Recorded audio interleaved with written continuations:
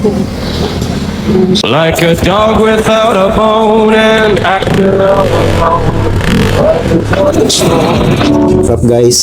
Boston D DIY Ceramiko o mekaniko? Bakit nga ba? Lagi ako napapalatan simula na nag-upsize ako ng gulong. Kaya naman meron akong panikwat dahil nakarayos naman itong aking motor at ngayon ko lang ulit magagamit to. Halos linggo-linggo nga ay napapalatan pa ako ng gulong sa likod. Kaya naman ako na mismo magbabaklas ng gulong nitong aking motor.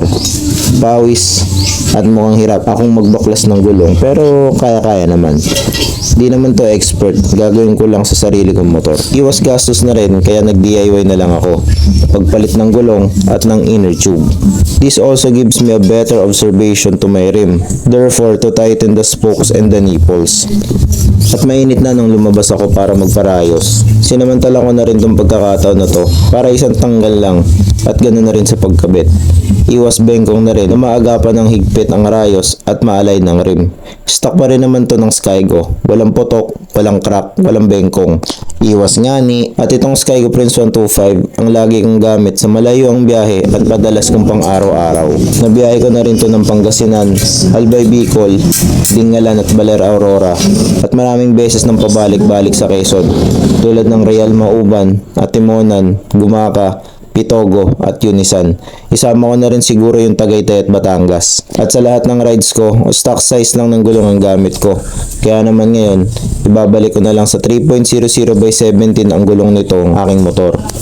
Mabalik lang ako sa aking tanong. Bakit ba lagi ako napapalan simula na nag-upsize ako ng gulong? At imbis na mapabuti, kabaligtaran na nangyari. So gagamitin ba rin natin tong RAC engine degreaser? So, may separate video nga pala ako nito. May separate video nga pala ako ng kabubuhang ginawa ko dito. Lagay ko na lang dyan sa comment section yung link and if applicable, napanoorin mo na rin.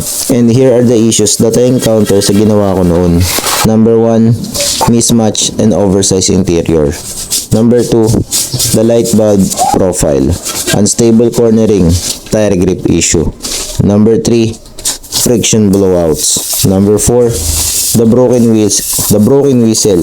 Kaya sa pito yung sira, hindi sa walo. Number 5, the core reason.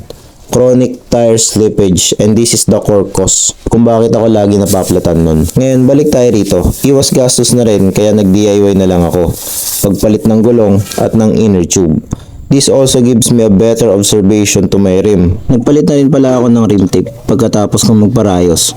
Nagpaikot na rin ako ng electrical tape bago ko lagyan ng goma na siyang pinaka rim tape ko. Dalawa lang yung ginawa ko sa labas. Una ay yung nagpa-align, pangalawa ay yung nagpahangin ng gulong. Bago ko tuloy ang isalpak o ibalik yung mga binaklas ko. 150 sa parayos, 5 piso naman sa pahangin.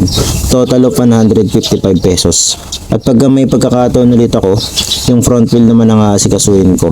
At kung ano yung ginawa ko dito ay uulitin ko lang sa harap ang gulong. Okay din naman mag-DIY. Hindi ko lang may tatanggi yung pawis.